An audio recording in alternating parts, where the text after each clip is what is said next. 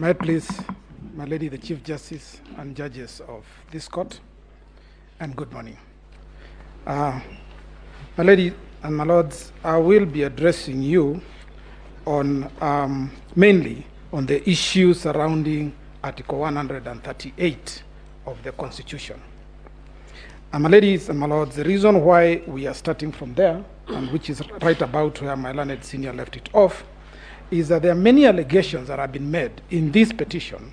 In fact, that seems to be the main issue surrounding these petitions, regarding the manner in which the functions set out in Article 138.3 and 138.10 were conducted. One of the allegations that has been made is the chairman unilaterally tallied, verified, and declared the results of the presidential elections, that there was a requirement for a complete corporate process of internal tallying and approval by the commissioners, and that the chairperson can only act with the concurrence of the commissioners. Now, it's my submission that the reason why these submissions are being made is based on a confusion that stems from a misunderstanding of the nature and character of the commission and the interplay between the commission, the functions bestowed on the commission, and those cast upon the chairman of the commission. So first of all, the question that comes up is, who is the commission? And my learned friend, Senior, has alluded to it briefly, but let me just make this distinction because it is important. The commission, IBC commission, is established like all the other independent commissions under the provisions of Article 250 of the Constitution. But more importantly, and this is the distinction that I think is important to draw, if you look at what Article 250 talks about, 251 says each commission shall consist of at least 3 but not more than 9 members. The next one says the chairperson and each member of a commission, so that these commissioners are members of the commission, they are not the commission. So that where the law refers to the commission, it is not referring to the commissioners, but it is referring to the body corporate that my learned senior referred to, and which is established or under the provisions of Article 253 of the Constitution, which says that each commission is a body corporate with perpetual succession and a seal. So where in Article 138 reference is made to the commission, it is that body corporate that is referred to. And this is amplified by the provisions of Sections 11 of the IBC Act. My lords and my ladies, Section 11.2 of the Act establishes the Secretariat and the Commission, so that the Commission consists of the commissioners, the chairman and the commissioners, and the Secretariat. Then 11.2a defines who the Secretariat is as such professional, technical, and administrative officers and support staff as may be appointed by the Commission in the discharge of its functions under this Act. And B, very critical also, such public officers as may be seconded to the Commission upon its request. This is what comprises the Commission. And then, what is the role that the commissioners are supposed to play?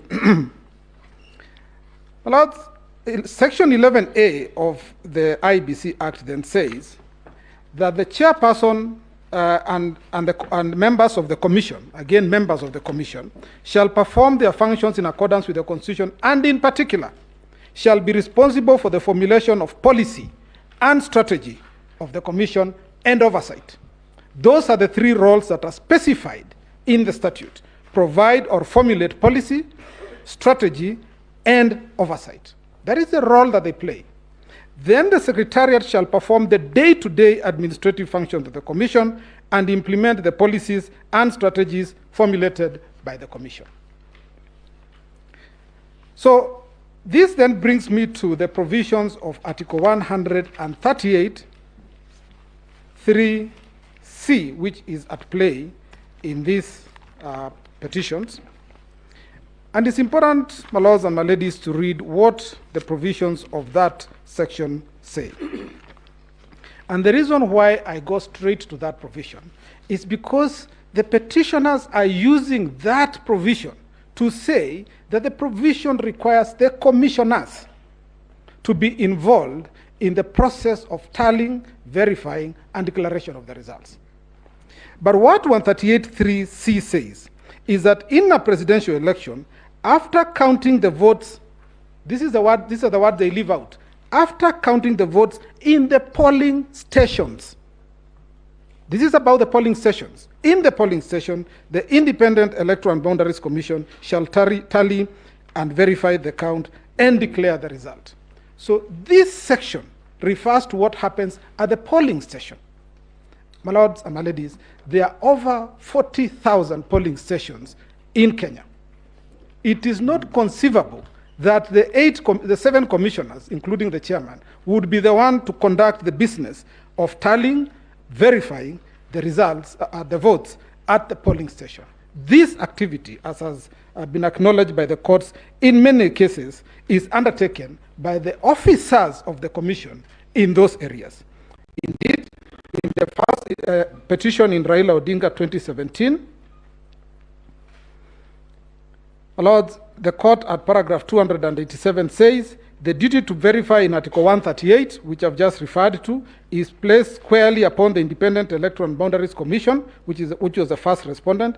It is exercised by the various agents or officers of the first respondent. That is to say, the presiding officer at a polling station, the returning officer at the constituency level, and the chair at the National Tallying Center. No reference here to members of the commission. And this is very deliberate. The process of conducting an election is a statutory process. It is set out in statute. It is not an issue that is left to determination by the commissioners in a meeting of plenary, as they have suggested. And so, my lords, the assumption by the petitioners that the commission refers to the commission is wrong and belies the case that has been brought before you. And so, my lords, the next issue that I want to deal with is the question of the role of the commission versus the role of the chairperson. My lords, under Article 138(3)(c), as I've said, the role of the commission, not the commissioners, is just to tally and verify the results. Sorry, and what is important here is this. My lords, and to respond maybe to my learned senior Jan Mohammed, the results of the vote at the polling station are made on the same day. The decision as to who members or the electorate will elect is made at the polling station, and the outcome of the voting is determined on the same day. It is filled in Form 34A. It is pasted on the doors of each and every polling station. Now, the important thing here is that there is not a single affidavit or evidence that has been placed before you by anybody who says that the results that were pasted on the doors of every polling station, the Form 34A, is different from the ones that were announced or declared by the chairperson at the National Tallying Center.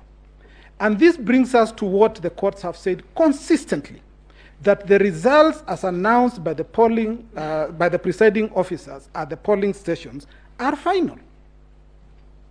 Once those results have been declared, the voter knows that in my polling station, which had a maximum of 700 voters, the outcome of that vote was this candidate A got so many votes, candidate B got so many votes, and so on. So the result is known after the close of voting, when the counts are tallied by the presiding officers. And then, my lords, there is Article 138(10), which places an obligation on the chairperson to, within 7 days after the presidential election, to declare the result of the election. Now, my lords and my ladies, there is nothing strange about the provisions of Article 138(10).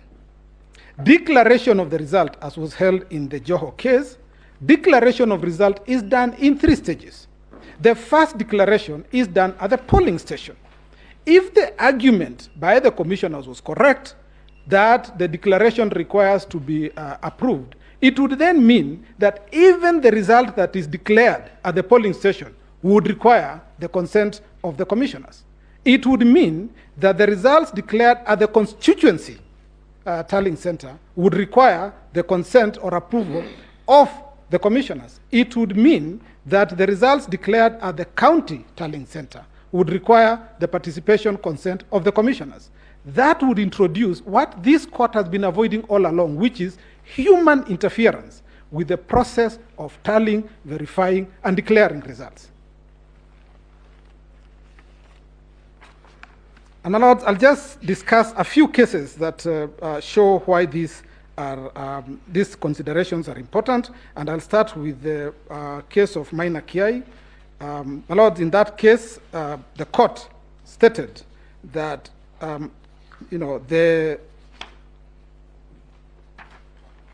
sorry, my Lord, let me start with the Raila Odinga versus IEBC, the 2017 decision. At paragraph 287, it says, the duty to verify in Article 138 is squarely placed upon the IEBC, and this duty runs all the way from the polling station to the constituency level and finally to the National Tallying Center. There is no disjuncture in the performance of the duty to verify. It's exercised by various agents, that is to say the presiding officer at the polling station, the returning officer at the constituency level, and the chair at the National Tallying Center. Nowhere in that decision do you hear reference to members of the commission. It refers to specific officers whose duty it is to verify and declare the results. And why is this critical? At paragraph 288, this court explains why this is important. And it says, the simultaneous electronic transmission, and my learned friend will talk about the electronic transmission. Paragraph 288, the verification process at all these levels is elaborately provided for in the Election Act and regulations. I will jump up to the part which starts by saying, but this electronic transmission also acts an insurance against potential electoral fraud by eliminating human intervention, intermeddling in the results tallying chain. Now you are being told that the commissioners need to be involved in the process of verifying and declaration of the result. This introduces exactly what the court said. We do not want human intervention or intermeddling in the chain of result declaration. And this ensures that there is no variance between the declared results and the transmitted ones. Now, the chair, again, plays a critical role in this whole process. In paragraph 365 of the same judgment, this court said that the chair has the duty of receiving the Form 34A as received from the constituency returning officers by signing the taking over section of Form 34B. It is his duty to do so. And then, my lords and my ladies, I deal with the issue that was raised that said that the chairperson styled himself to be the returning officer in respect of the presidential elections, and the suggestion that was made is that this title does not exist. First, my lords and my ladies, this is, it's wrong. That's not the correct position. The chairperson undertakes the role of declaring results, which is a role that you'll find under the under the Elections Act, is a role reserved for a returning officer. But just to lay this whole issue to rest, my lords and my ladies, in the case of Raila Odinga versus the Law Society of Kenya, this is the first Raila Odinga 1, 2017, at paragraph 8, this is what this court said. It says, the second respondent, who is the chairperson, Independent Electoral and Boundaries Commission, that's the second respondent. The second respondent, comma, the chairperson of the IBC, who is the returning officer for the presidential election. Even this court recognized that is the role he plays. So it is not himself who styled himself. Even this court recognized that role and says it's constitutionally mandated under Article 3810 of the Constitution of Kenya to declare the result of the presidential election and deliver a written notification of the result to the Chief Justice and the incumbent president. So that the role of the chairperson in the declaration of the results is recognized both under the Constitution, Article 138.10, but this court also specified that in playing that role, essentially what he's doing, he's playing the role of a returning officer. But this was even emphasized further in the clarification decision that was rendered by this court in 2017.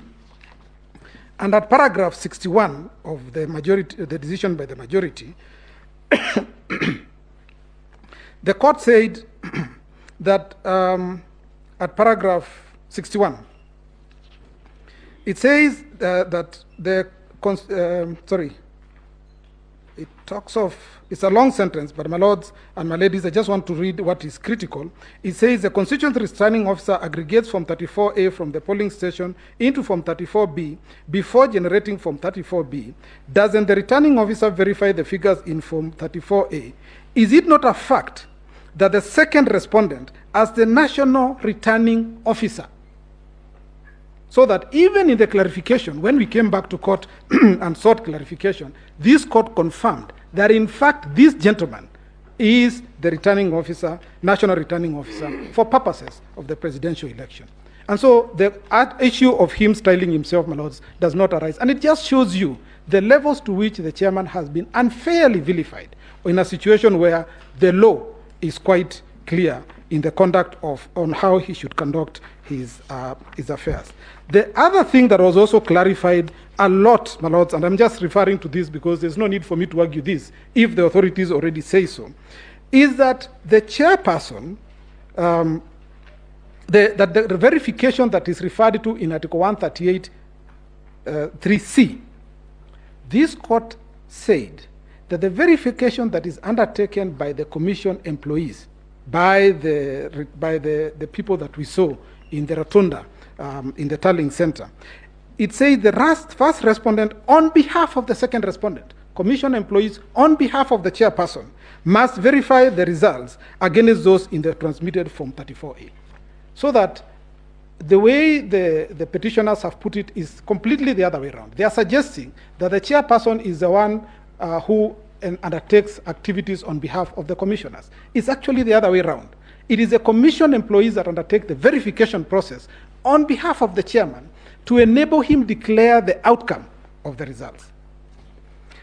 Which takes me, my lords and my ladies, to the next issue that I want to cover, which is the declaration of the result a plenary decision? And the question that we must start with is, what is the decision that needed to be made at the National Tallying Center? What is the decision? And my lords, if you look at the architecture of Article 138 of the Constitution, and you look at the Elections Act, there is absolutely no decision that is supposed to be made at the National Tallying Center. None. The only thing that's supposed to be done is an arithmetic exercise, which is tallying, aggregating the results, verify that the form that has been brought by the constituency returning officers, Form 34A, the original, compares or is the same as that which was transmitted electronically. Then add up the numbers. And then the chairperson is supposed to determine whether the threshold in Article 138(4) has been met, which is, has the person met the 50% plus 1 threshold? It's a question of arithmetic, which the chairman must make. And lastly, make a declaration whether there is somebody who has been validly elected. Fill the forms, and that is the end. That is the end of the exercise. He then gives the Form 34D to the president-elect, and that brings to an end the election process in respect of the president. The other administrative steps of giving the certificate to the Chief Justice and to the President comes later. Now, no one here is saying that there is this particular Form 34A that is different from the ones that were received. In fact, as my learned senior correctly says, nobody is saying that the number that was declared by the chairman is wrong, because according to us, the numbers achieved by the president-elect is different because they have calculated it. The number achieved by the second was a different number because they have calculated it. Nobody is talking numbers here. All that they are saying is trying to challenge the process that went on at the National Tallying Center. But nobody is saying that any particular number is wrong.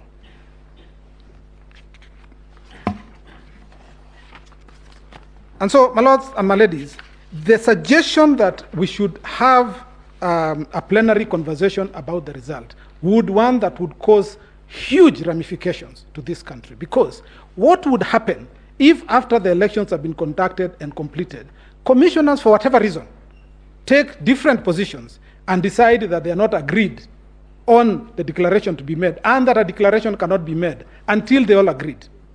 If that was what was intended by the Constitution, nothing would have been easier for Article 138.10 to have made reference to members of the Commission. It is deliberate that it only required the chairperson to declare the results. And in my humble view, my humble submission, is that the protection intended by Article 138.10 of the Constitution worked in these circumstances. We got a declaration made because it is the obligation of the chairman to make that declaration, and anybody unhappy with that declaration, the option available to them is to come to the court, and the court will determine the issue. The option cannot be that a number of the commissioners can decide we are the majority and we are going to walk away, and therefore there will be no declaration of a result. That is capturing the Constitution. It is ensuring that the Constitution is not able to ensure the establishment of a government in accordance with its provisions. It is the reason why that obligation is cast on one person and one person only. And it is unfair to vilify Chebukati for doing what the Constitution told him to do, that if you are satisfied that the threshold in Article 138.4 has been met, and if you are satisfied that there is somebody who has been elected to be president, you need to make that declaration. Just like the declaration is made at the polling station, constituency level, county level, and at the presidential level.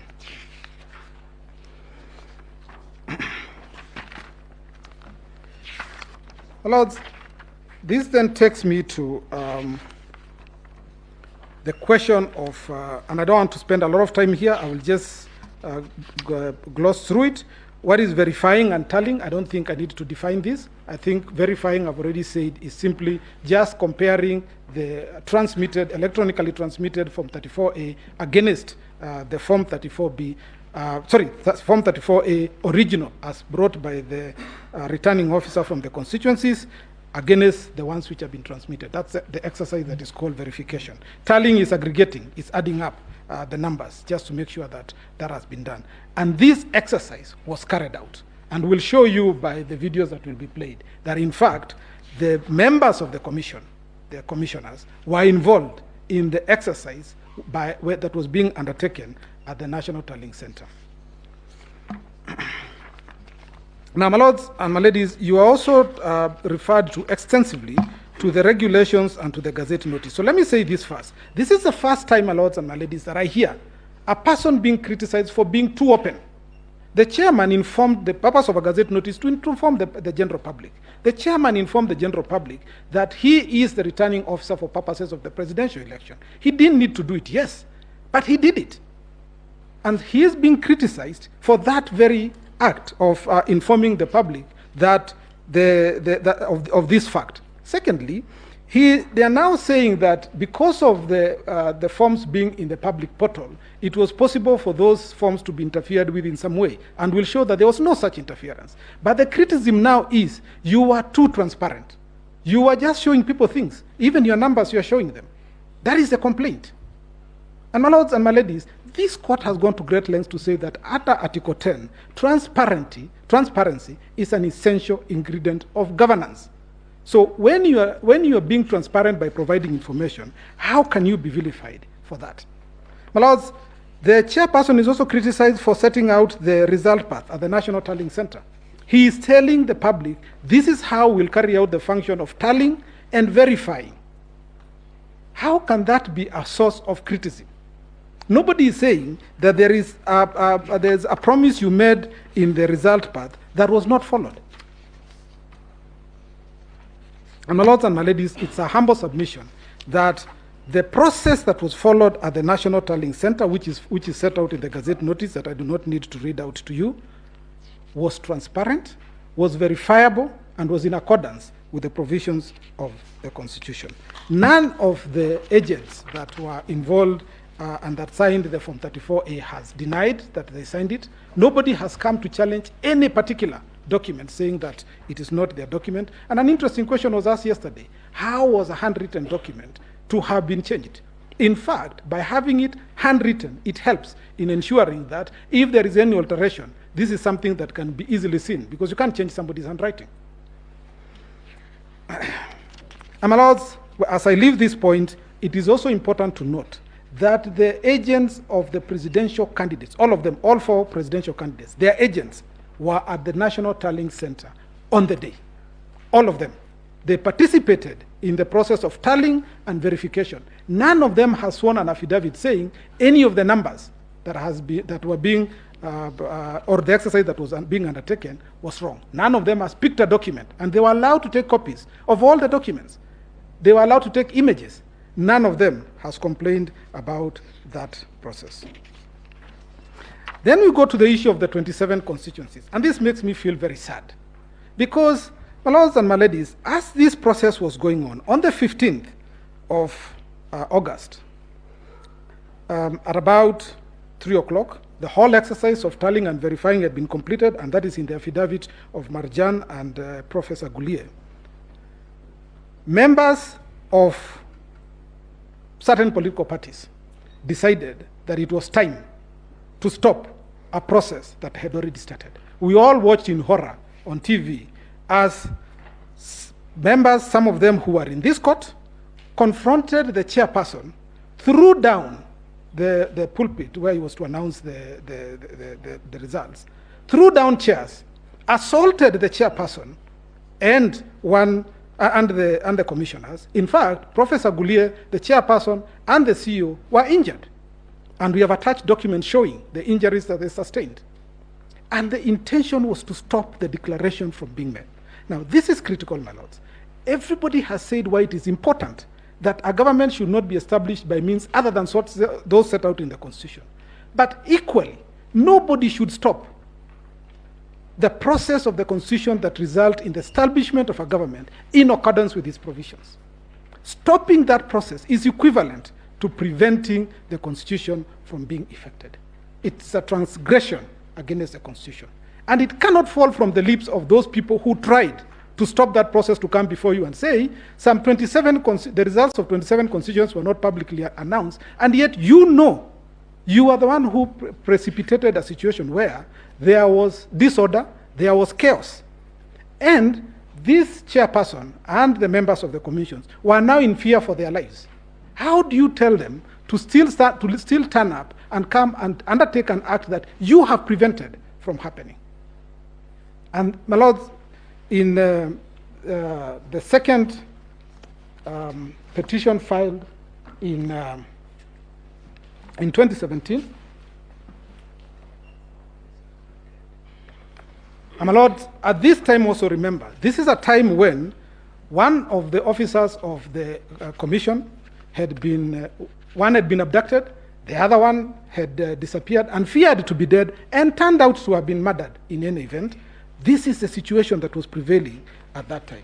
My lords, faced with this situation, this court in 2017 in the repeat election was categorical that you cannot foment trouble, you cannot foment chaos, and then try to use the chaos as your reason, or the non-performance of an act because of the chaos, as the reason to come before this court for relief. My lords, it is critical that it becomes clear to political leaders that the decision as to who will be the leader of this country is made at the polling station. The agents, the commission agents who declare the results are just doing their job. If there is a problem, if the numbers of the votes that you got are not enough, the problem is not at the declaration. The problem is with the people who you did not persuade to vote for you in sufficient numbers. That is where the problem is. You cannot come to threaten members of the commission for purposes of them living in fear and refusing to do what they're required to do under the Constitution, and thereby enable you achieve a political purpose.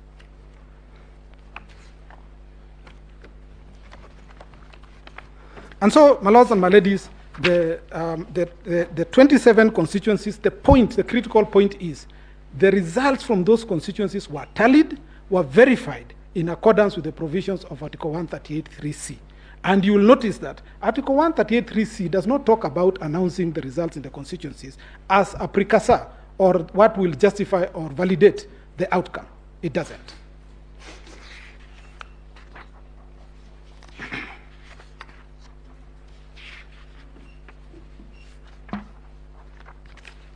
Lord, the next area that I just want to quickly go into, and I will just mention this in passing, the purposes for which we come to this court is that once they have made a decision, we don't revisit it. The question of the rejected votes, which I had been referred to yesterday, was determined in 2013. In 2017, Raila won, 2017, the issue again was raised, and this court said, with finality, that the only votes that will count are those votes that are valid. It's just valid votes. A vote that is rejected, a vote that is spoiled, does not express a choice, and therefore cannot count for anything. This court pronounced itself again in 2017.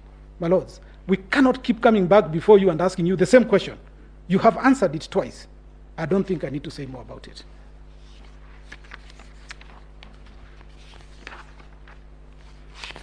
The last item that I just want to deal with is the issue of constitutionality of certain regulations, which was raised by one of the parties.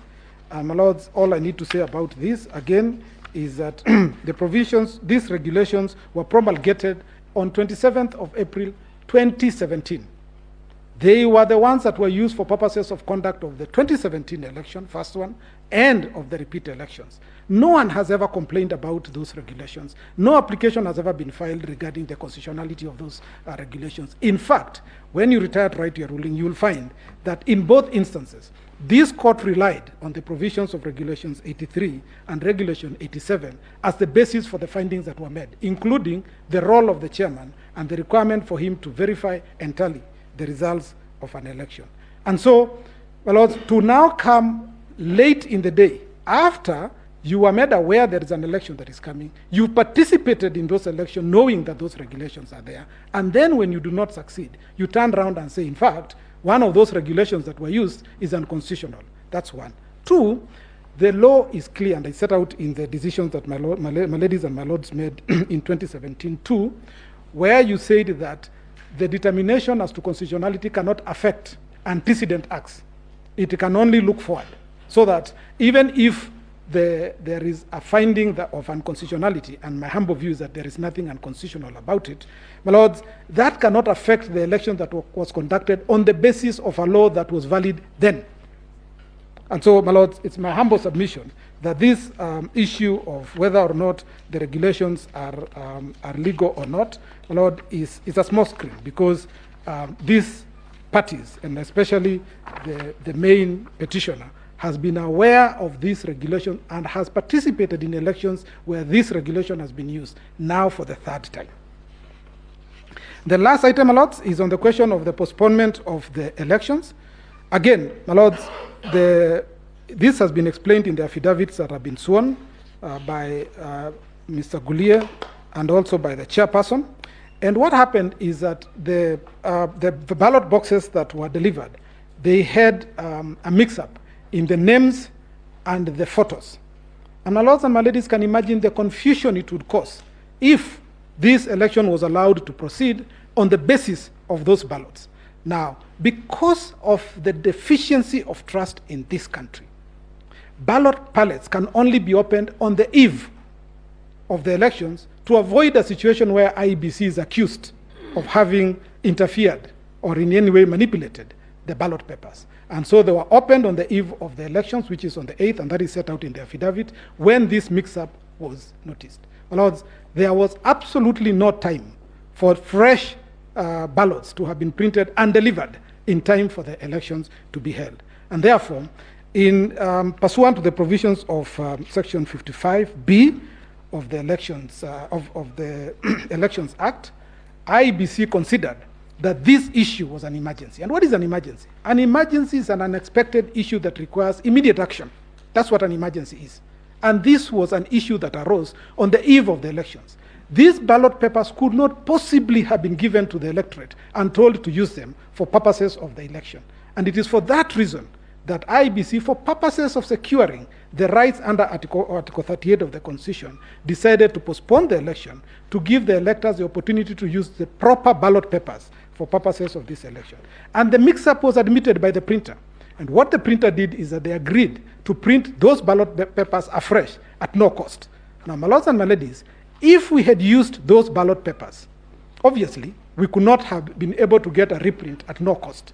And secondly, for sure, there would have been a petition on the basis that there was confusion arising from the mix-up in the images and the names. And so the postponement of these elections was justified in the circumstances. My learned friends dwelt at length on what the chairperson is alleged to have said in a public statement. My lords, these are newspaper reports that are given from time to time. And the important thing is, what does the law say in situations such as this?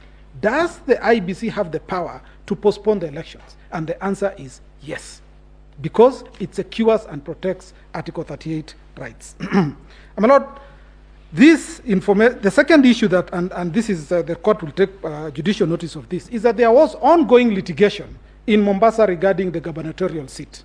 And this litigation went on up to close just before the elections were concluded. And so, my lords, again, this caused delay in terms of the timing of when those ballot papers would arrive. So, my lords,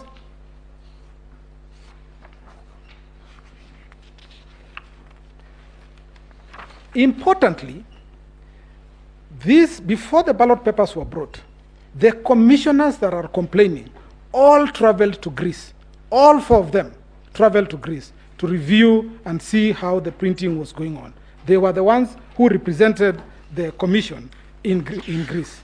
And so, my lords, for them to now say that there was no, that this was an error, that it cannot come from their lips. They were there, my lord. So it's a humble submission that based on what we have submitted, that the elections were conducted in accordance with the provisions of Article 138 of the Constitution, and that these petitions should be dismissed with costs.